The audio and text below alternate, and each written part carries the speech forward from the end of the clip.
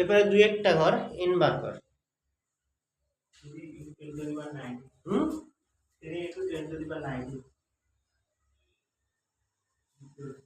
আচ্ছা রেশমে আধান কত তৈরি হয়েছে? -4.8 কুলম্ব, কারণ সমান এবং বিপরীত আধান তৈরি হবে। তো কিউ কিউ এখানে আমি উপরে বসেটা মুছে দিয়ে দিই। এখানে কিউ হচ্ছে 4.8 কুলম্ব মাইনাস মাইনাস আমরা চাই মানে চিহ্ন নিচ্ছি না। n equal to Q by 4.8 by E মানে হচ্ছে 1.6 ইনটু 10 টু পাওয়ার -19। এখানে আসছে কত? 3 ইনটু 10 টু পাওয়ার 19, তাই তো? আচ্ছা ভর কত পরিবর্তন হবে? এতগুলো কি গ্রহণ হবে না বর্জন হবে?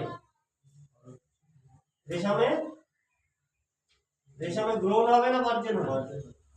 বর্জন হলে তো পজিটিভ হবে, এই মানে গ্রহণ হবে।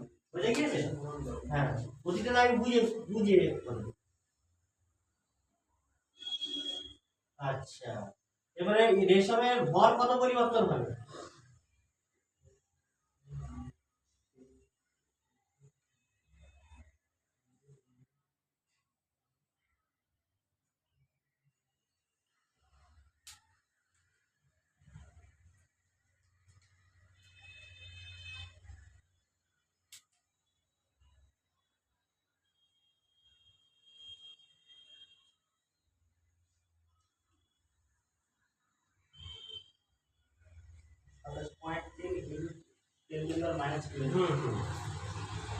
রেশমের ভর ডেল্টা এম সমান হচ্ছে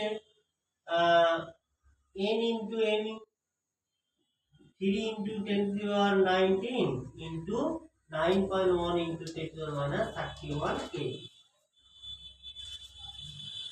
তাহলে এখান থেকে 27.3 into 10 to the power -12 k। ঠিক আছে, তাহলে এতটা ভর এই বৃদ্ধি হবে না হ্রাস হবে?